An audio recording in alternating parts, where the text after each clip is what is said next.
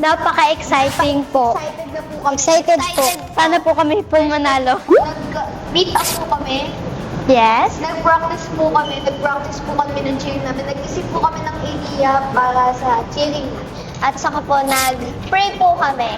Pero okay lang po kung matalo po kami. At least po, fun. Nagkaroon po kami ng fun and nag-enjoy lang po kami. Gagalingan po namin, pero matalo o manalo, wala kaming magagawa kung matalo. Pero kung manalo naman po, di naman po kasi yun sa tapang, di po sa ano po natin, ugali.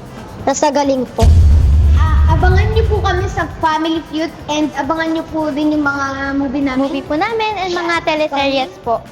We are youth! We